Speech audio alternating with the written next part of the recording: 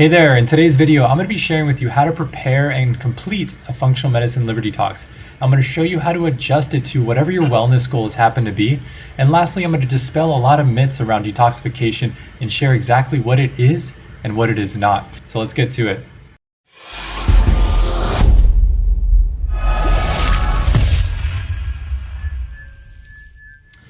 Hi, my name is David and I help people reclaim their lives from brain fog, chronic fatigue, and low self-esteem. So like I said in today's video, it's going to be a little longer, a little more educational, and we're going to be going through a presentation. So without further ado, let's get started. And if you are interested in the functional medicine liver detox, don't forget to check out my Instagram page. That's where I will be announcing when I'm guiding the next one. I usually do it every season. So if you're watching this in the early 2022, the next one will be in April of 2022.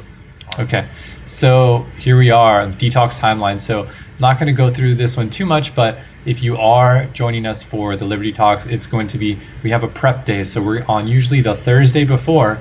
I'm going to be guiding you, going through this presentation, sharing with you the meal planning, how to block out time, and really how to set yourself up for success in your liver detox. Okay, days 1 and 2. I'm going to go through this later as well, but it usually is going to be a shake fast. So you're going to be having a specific vitamins and minerals daily nutritional support shake that's going to supply you with essential nutrients that your body needs, but fewer of the calories and fewer of the macronutrients. In addition, we're also going to be supporting your liver detox. So it's actually much better for you than doing a water or a normal fast alone, because you're going to have help mobilizing the toxins. And usually I'll provide a first checkpoint, a second checkpoint, and then finishing strong. And then in addition to that, I provide a daily email that gives you guidance, and I answer a lot of the FAQs that people have along the way.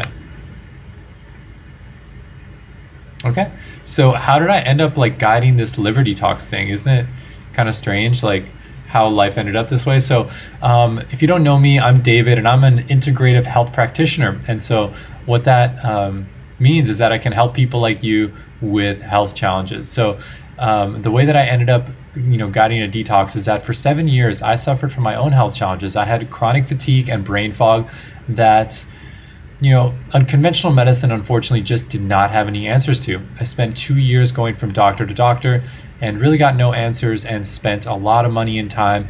And I was even told that it was in my head, that there was something wrong with me, that I should power through it. And even my friends and family really started to doubt that whether what I was going through was legitimate. It was a really dark time in my life, but the silver lining is that it took me on this self-actualization journey of studying natural health and really personal development, and stepping into what I feel is my life purpose. And so that's how I'm here sharing that with you, which is such an honor. And so in my specific case, in the slide here, my life's biggest struggle was my life purpose in disguise, and that could not be more true for me. That was just the beginning of my hero's journey, as they say. So what is a detox? A detox is a binding-based process. It uses specific nutrients and herbs that facilitates the intentional and accelerated mobilization or removal of toxins. So that's pretty much what it is. The binding-based part is important. This is why a juice cleanse, some detox tea, that's not a detox, because it doesn't have these specific herbs that we know, backed up by science, facilitate phase 1 and phase 2 liver detoxification. And there's nothing wrong with cleanses, nothing wrong with fasting, but they serve very specific purposes. And in this video, I'm actually going to share with you a little bit of when to use which and what the difference is. But you should be doing all three, but they serve pretty different purposes. All right, so as far as what is a liver detox, so let me move myself over here. There we go. So a liver detox filters your blood every 6 minutes. So, what we're doing here is we're really facilitating cleaning the blood. And so why would we need to do that? Well, first of all, your liver is involved in pretty much hundreds of processes in the body, but really it's filtering the blood every 6 minutes. It's very useful for producing T3 or thyroid hormone, digestion of fat, obviously the processing or metabolizing of all the toxins. If you drink tap water, you live in a city, you aren't using ideal personal care products, you have toxic makeup, etc. And you even have excess glucose in there. So it really does so many processes in your body. And as they say in Ayurveda, so is the liver, so goes the health. So it's just such an integral part. And in ancient medical traditions, it was very normal to actually cleanse the liver. But we seem to have lost our way. So as far as how the liver detoxifies, this is a pretty simplified version, but basically you have 2 phases, and then they require very specific nutrients, all of which are in the liver detox support. So the first one is going to be how do we get, phase 1 is going to be turning those fat soluble toxins with the required nutrients, the B vitamins, the flavonoids, that methylfolate, glutathione, methylcobalamin, into that intermediary stage, so that less harmful metabolite. And then with that less harmful metabolite, then that kind of goes into phase 2 with the sulfur-based amino acids, and then that turns it into a form that your body can excrete. So then we excrete it through our bowel movements, through urine, through sweat, and of course through even our bile. So that's it kind of in a nutshell. As it goes through 2 phases, you need specific nutrients for each phase, and then ultimately it's your body's job to mobilize it, which is why having a daily bowel movement and sweating most days is really important. So I want to clear this up right now. So a detox, cleanse, and a fast. So detox, like I said, that binding-based process, and it requires specific herbs and vitamins. So that detox tea, that juice detox, those are not detoxes because they're not really facilitating phase 1 and phase 2 liver detoxification. So we can't call them a detox, and it really gives detoxification a bad name. It's a powerful process, but it's misapplied even by healthcare professionals, and especially marketing companies and supplement companies. So cleanses is to make thoroughly clean. So you can think of it as sweeping something out. So an intestinal cleanse is a great example. There's a lot of residue lining up the gut wall in your small colon in your intestine, and you're basically swiping that all out, grabbing it and pulling it. So you might have to bind it with some bentonite clay or something like that. And that's pretty much what you're doing. And then a fast is just simply abstaining from food and drink for a certain period of time. And then your body goes into a state of what's called autophagy, which is your cellular cleanup. And this is part of the reason that fasts have become so popular in the past few years, is that it's been proven that fasting for certain periods of time can actually kill cancer cells through the process of autophagy. And in another presentation, I'm going to go in through the 5 phases of fasting, and it's really fascinating, but it's going to help you understand how long should you be fasting, and really better understand like what's happening when you fast for 12 hours, what's happening at 18 hours, etc. So but these each have a role, but detox is pretty specific. So one of the things that a lot of people get stuck with is, they might think, oh, I have 5, 10, 15 pounds of extra water weight or of toxic water weight. And no matter what you do, no matter what diet you go on, how much exercise you do, it doesn't budge. So what's happening? So one of the reasons is that you may have toxins locked up into your fat cells. So the reason for this is that you're exposed to 144,000 man-made chemicals today. And that doesn't even include, stress, toxic emotions, and so much more. So these toxins, your liver simply can't filter them.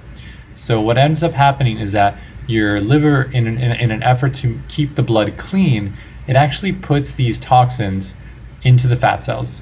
And so what it does is that because these toxins are transported through water, then those fat cells actually swell up. So this is the reason why you retain water, why your face is puffy in the morning, and why you have that excess water weight that just simply won't budge. And this has been proven. You could research this, that fat is oftentimes 300 times more toxic than blood. And the reason that you're unable to let go of this weight is because your body knows that it would be dangerous to oxidize this fat, because those toxins would then go into your bloodstream, and then they would potentially go back into your organs, specifically your brain. So your body's not messing up when it has the support that it needs in order to actually mobilize these toxins it will do so.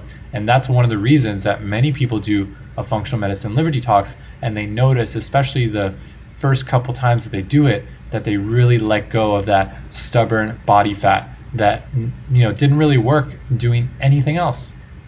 I'm going to do a whole video on that in the future on the exact mechanism, but I thought it was important that you know that right away. So if you are watching this live, we would be asking this question, but just something to consider for yourself.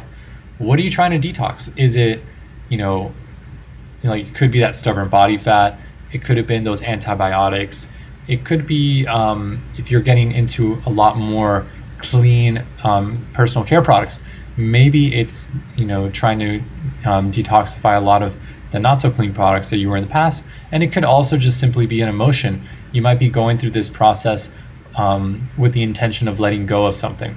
And I actually encourage that, because detoxification and fasting are deeply spiritual processes as well. So I think it's really helpful to expand the intention just beyond the physical.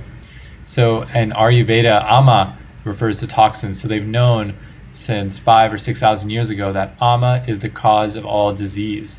So this is always amazing that they knew this so long ago, and yet here we are in the West, barely. So as far as symptoms are concerned, a lot of us may be coming in, and I specialize in the brain fog, chronic fatigue, a lot of those sorts of symptoms and toxicities, of course. But we might know these things as symptoms, but down here beneath, these are the things that are oftentimes contributing to that. So it might be the pesticides, maybe the anger and irritability and impatience, which we know in Chinese medicine contributes to malfunction of the liver. Chronic stress, maybe it's that tap water. So all of these things are slowly but surely mounting an attack on our body, and then we're noticing that above, kind of the tip of the iceberg, just above the surface. So it's very challenging to really pinpoint, because for a lot of us, we're never gonna find this on a lab, we're not gonna find it on your blood work, but you just feel a little unwell, and your doctor can't figure out why. One of the reasons is going to be a toxin overload, and it's not any specific toxin, but it's really your exposure to these thousands of toxins on a daily basis that is really attacking your health and really making it difficult for you to be your best self. So what we're up against, so we have 140K man-made toxins in the environment that we get exposed to. Our soil is degraded. There's very little nutrients or minerals specifically in a lot of the soil, especially things like magnesium. And we have toxic pesticides. We have glyphosate in our environment. We have all this other stuff, and it's really hurting us quite a bit. So, and lastly is that unfortunately, our governments are not doing a good job of overseeing the chemicals in our environment, and there's not really much accountability for all the dis-ease that is happening in the world, and all the chronic disease, the amount of money we're spending on healthcare every year per individual, despite the fact that we have all these advanced medicines, surgeries, drugs, and other techniques. When it comes to just the fundamentals of what makes a healthy human, we're really falling very short, and no one is really protecting you against this, so you have to do it on your own. Our top toxin enemies. So, what are the things that we have to look out for the most? This is a study from the Environmental Defense Fund, or EWG. It's called 10 Americans. You can go ahead and look it up. And basically it just says that most American babies have hundreds of toxins in their body. And this was 10 years ago. So this was 232 toxic chemicals out of 400 that were tested. So imagine, if they tested for more, they would find way more. So top toxin enemies are going to be those heavy metals, synthetic food, so processed food, the pesticides, tap water, stress, electrosmog, EMF, especially with the release of 5G, pharmaceuticals, and the gut bugs. This is just something to look at on your own, but basically the takeaway here is that even when something is removed from the environment, when it is outlawed, so to speak, it still remains there. And so flame retardants are an example of, decades after they were removed from the environment or made illegal, you can still find flame retardants in people's bodies. So they don't go away that easily. And this one's pretty crazy for me, is that, the average woman uses 12 beauty or skin products a day, that contain over 126 chemicals. It's crazy. So yeah, so as soon as you walk out the door, many people are grooming themselves, getting ready for the day, and they're actually putting things that are filling up their rain barrel and loading their bodies with toxicity into their body. So pretty intense. So first, the toxin enemy number one is going to be this tap water. So the main thing here is that, look, I'm super grateful that a lot of, at least if you live in a developed country, you can actually drink your tap water there. So you can actually drink the tap water, and that's great. But you also have the chlorine, the fluoride, and the aluminum that's in your tap water that is ruining your gut flora and compromising your thyroid. It's a huge issue, so I recommend drinking filtered water whenever possible. Hair care and soap. So a lot of times, this is a product category that gets greenwashed all the time. So they'll say like phthalate free or paraben free or sulfate free or sodium lauryl sulfate free, but then they basically have just a slight variant of that particular chemical in these products. And so this one is one to be pretty careful of, and one that I've struggled to find a really good natural shampoo option. If you go to the David Recommends page, I share a few that I like. But these are the toxic bath ingredients that you need to look out for and really stay away from, because they totally wreak havoc on your body, and they're going in through the skin, so that means they're going straight into your bloodstream. Makeup, especially of course for females that are wearing all the makeup and looking so beautiful all the time, is the creams, the lotions. I mean, here we have the toxic makeup ingredients, the BHA, the BHT, the formaldehyde releasing preservatives. I mean, there's just so much in makeup, so you have to be extra careful. I highly recommend checking out the EWG Skin Deep database in order to get a lot more information and really measure your existing makeup products, just to make sure that they're not toxic. And a good rule of thumb is that if it's not food grade and you can't eat it, don't put it on your skin. Laundry detergent, I mean, same thing. I mean, there's not a lot of people are really talking about laundry detergent, but if you're really serious about your health, you don't have to do it overnight, but you really gotta do a safe swap and swap out a lot of your personal care products, because if you're eating the clean food, you're doing the juice cleanse, you're working out all the time, but you're still putting these chemicals in your body, you're really putting yourself at risk, and you're gonna make these liver detoxes even more challenging, because you have even more to push out, and your liver has so much more to do than if you just didn't expose yourself to these things. So some things we can't really help but expose ourselves, but there's others that I think we do have a little bit more power. Toothpaste, especially if you have thyroid issues, please switch to a fluoride-free toothpaste. And there's obviously some that have carrageenan and other things, but the main thing is get off the fluoride. I mean, it competes with iodine absorption in your thyroid. So if you're taking medication, you're doing some sort of thyroid support supplements, the fluoride in your toothpaste, in your tap water, and in your shower water, they've got to go. It's such a simple thing to do to really unburden your body. So can't recommend that enough. And I have recommendations for all these products on my website, but you could always, of course, search for fluoride-free toothpaste. The one that I use is called Himalayan Botanique. That's the one that I do. And as far as food, ideally we're all eating organic all the time. Even for me, that's sometimes not possible. And you just kind of know, like if you're going to a restaurant, they're of course not going to only have organic produce. But these are the ones that if you want to get organic, definitely it's the Dirty Dozen. So the Dirty Dozen, the strawberries, the spinach, the kale, apples, grapes, these have too many pesticides on them. You simply can't afford not to go non-organic or conventional with them. The Clean 15, on the other hand, these generally have less pesticides, so you can usually get away with not going organic with those. So, all right, so how to complete the detox. We've kind of made it to this section already. Amazing. So those of you that have joined the community detox, or you have bought a detox kit on your own, congratulations. So super stoked to be sharing this with you. So the main thing is going to be grocery shopping and meal planning. So you want to make sure that you have access to healthy food. My preference is actually that you plan out your meals. You don't have to prepare them ahead of time, but you just know, okay, Monday at lunch, I'm going to be having lentils with this salad or whatever. And then you want to schedule self-care on most evenings if possible. Like, put it in your calendar. It's that important because you want to get into the parasympathetic nervous system. That way your body can actually detoxify, it could relax, and it could just do its thing. But most of the time we are getting in our own way. And then the last thing is you want to adapt days 1 and 2 to your body type. So what does that mean?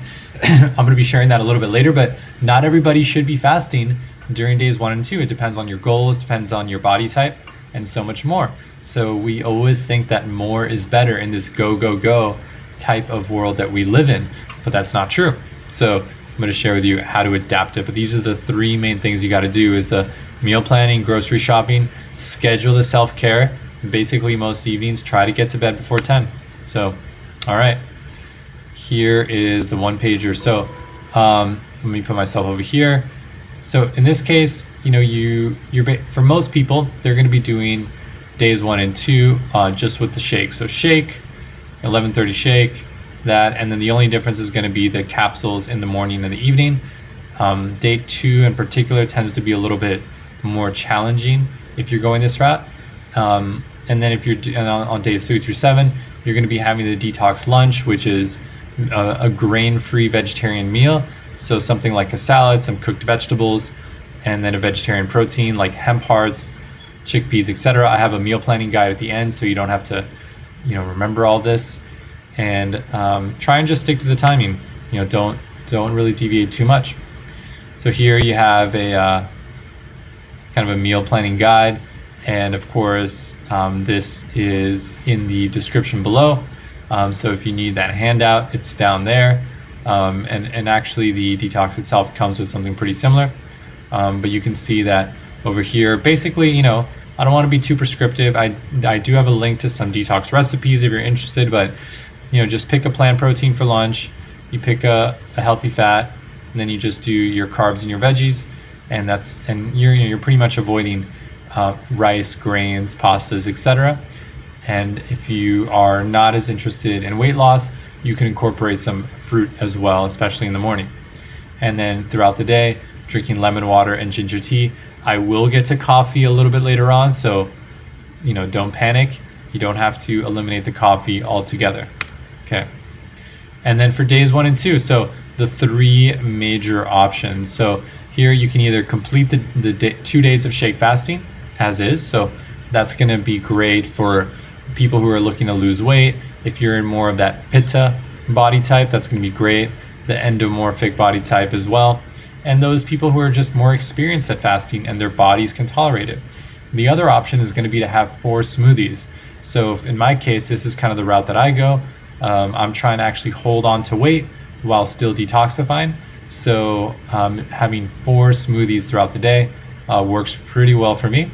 And then the other option is going to be to just follow the meal plans of 3 through 7. So if you're someone who is in a very stressful job, it's your first time doing a functional medicine liver detox, and you have a lot of demands, you can't do that self-care every single night.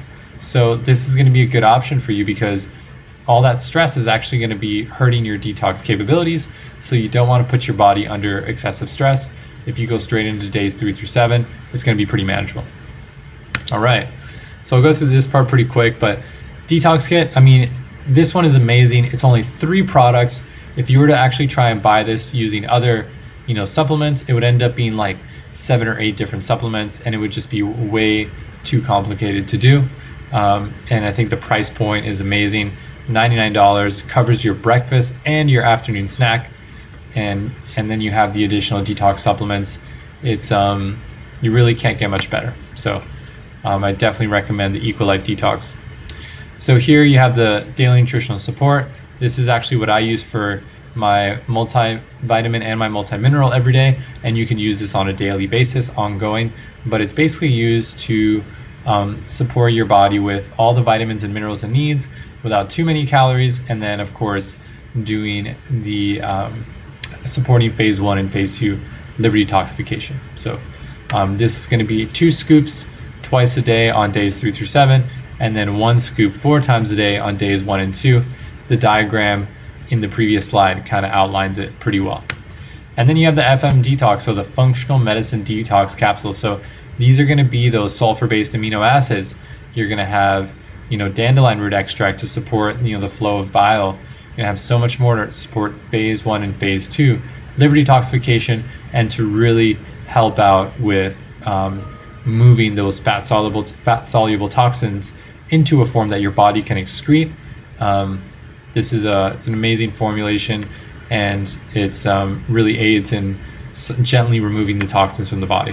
The Ayurvedic detox capsules have Triphala as well as ginger root and turmeric, and this is also going to be really helpful for healthy digestion and for balancing the doshas as well.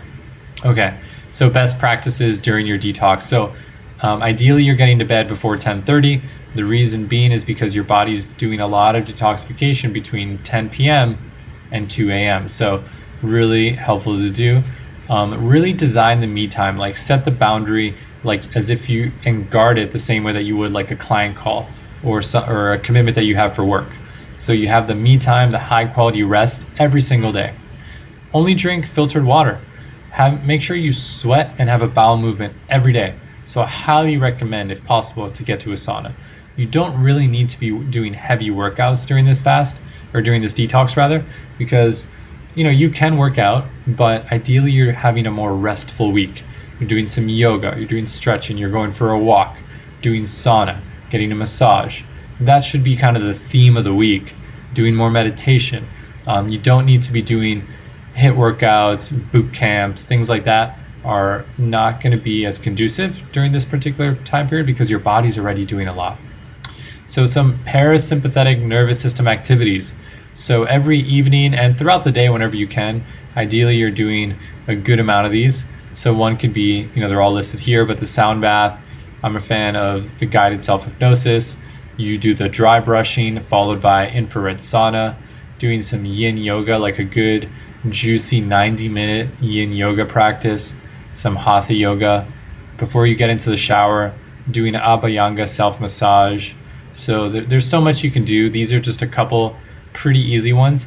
You don't need to get too complicated for your first time. Like, just do whatever is going to be, pretty easy and accessible. You can learn it with a quick YouTube video, but don't stress out over it too much. Just make sure that you design some downtime every single day, just a little bit more than you would usually, and try not to have your most stressful weeks when you're doing this. I made mention of this earlier, but the Ayurvedic body clock. So basically our body's doing different things, different times of the day. And it's pretty amazing. It's like clockwork. And so when you wake up, one of the takeaways is you want to flush the body and remove toxins. This is one of the reasons why people tend to have bowel movements in the morning, is because the body is ready to flush out those toxins in the kapha time of the day. In the pitta time of the day, this is a great time to, start dealing with more reactive work. So in the morning, if you have to work, do things that are more proactive. So working on a presentation, working on something creative. Don't answer emails. Don't go on social media. Don't do anything where there's things coming at you because it destabilizes you. It needs to be grounding until 10. Pitta time is a great time to have your biggest meal, do your hardest workout, and so much more. And then the vata is great for a lot of that creative work and things that are happening. When it comes to detoxification, the 10 p.m. window is when we start to get the pitta time frame again, and that's why, as you may have noticed, many people get a second wind in the evening around 9-10 o'clock. It's because they get back into that fire state. So how to adjust based on your body type. So for vatas, and so there's a dosha quiz here, or you can go on Chopra.com, like Deepak Chopra, and just say Chopra dosha quiz. I think that one is a pretty good one, and I'll put a link to it in the description below as well, so you can check that out. You don't have to make crazy recommendations based on it. Most of us are going to be dual dosha. So in my case, I'm a vata pitta. So you basically take your most dominant one and then your second most dominant one. And if they're within like 20% of one another, then you're probably a dual dosha. And most people are going to be dual dosha. So if you're vata or ectomorph, kind of thinner frame like me, you're probably going to do more of a 12-hour fast. eating mostly cooked vegetables, especially those sweet potatoes, starchy vegetables. You want to avoid any HIIT training or anything that's going to break down your body further, and just skip the shake fast. So, opt either for the smoothies or the meal plan for days 3 through 7. The pittas are usually going to be able to do the shake fast, even if they're not too experienced with fasting in general. Additionally, they're going to struggle a little bit more with prioritizing the parasympathetic nervous system activities. So definitely make that a goal to schedule in that me time, that downtime. It's going to be really important. And you want to limit the spices and the peppers, just because it is going to aggravate you a little bit. And then the kapha want to actually be the lowest on the carbs, fewer starchy vegetables, and limit fruit intake. So here we have a lot of our detox FAQs. So can you work out? Yeah, of course you can work out. I recommend taking it easy the first 2 days, and maybe on day 3 you can start with like 30 minutes of yoga, 30 minutes of cardio, something like that, just to really kind of get the sweat out, get your sweat on, and push those toxins out. Coffee, yeah, you can do coffee, but just 6 ounces of coffee with some stevia once a day, and that's it. If you need another pick-me-up, drink the ginger tea. If you really need it, do a green tea, but don't have more than 1 cup of coffee, because it actually blocks something called cytochrome P450, which is really critical for phase 1 liver detoxification. So excessive coffee blocks that. You could definitely add nut milks to the shake, especially on those initial shake fast days, but you get even more benefit without it, just doing the water. Can't do it if you're pregnant. Medications and supplements stay the same, and you can kind of read the rest, but that's largely it. I will call out this one. So if you're not having a bowel movement, you could take 300 milligrams of magnesium citrate. You can do magnesium calm, and then having alkalizing vitamin C. There's a link in the description below about which alkalizing vitamin C that I use, or you can do a half teaspoon of Triphala. So that's going to be really helpful, just so that you're really excreting those toxins on a daily basis, especially in the morning when you're mobilizing them from the night before. This is a great question around what toxic emotion are you willing to let go of? So holding an emotion or a sentiment in your mind as you're going through this is so important, because we're not only detoxing, the tap water, the makeup, the personal care products, the antibiotics, the birth control. We're also detoxing, and we want to let go of something else that doesn't serve us, because stress is implicated in 80 to 90% of modern illnesses. So, the more we're able to let go, the healthier we're going to be. So also a great opportunity to let go. And if you're interested in just the concept of letting go, highly recommend the book by David Hawkins called Letting Go, The Path of Surrender. Such an amazing book. And another thing is, what's your why? Why are we getting healthy here? Who's going to benefit from you having more vitality? Is it your life's mission? Is it your company? Is it your employees? Is it your family? So what are you going to do with this gift of amazing health? And really having that in your mind's eye is going to be really helpful as you go through this process. And of course, if you have any questions, concerns, anything else that you want me to go over, you can go ahead and drop them in the comments below. I'm always happy to hop on a quick one-on-one to tell you a little bit more about this. There's going to be more videos on detoxification. This is more of a longer webinar for those of you who either missed the live webinar or are just generally interested in how this works. So I kind of go through it here. And lastly, there's some, I love that quote from Neville Goddard. And then I have a lot of resources. So we have the detox meal plans. So for those of us that aren't chefs, this is really helpful. The Equalife Detox FAQ page. And like I said, if you don't want to use Equalife, there's no problem. I actually listed all the ingredients on purpose. So if you're in a different part of the world, or you have a different functional medicine brand that you like, no problem. Just make sure that it has those ingredients. Definitely do it. And I have all the resources here for like self-hypnosis that I love, Abhyanga massage, dry brush, all these podcasts on really how to, just to help you understand like what exactly we're doing here. This is not some marketing hype. Toxins are real. You need to mobilize them to be healthy. And some of us to different degrees. Some of us need to do a lot more detoxing, others a little less, depending on our lifestyle, our genetics, our environment, so much more. But this is a real thing, and you have to do this. Or your conventional medical doctor is not going to talk about this. They're going to just shrug their shoulders when you feel like crap and they can't figure it out on blood work.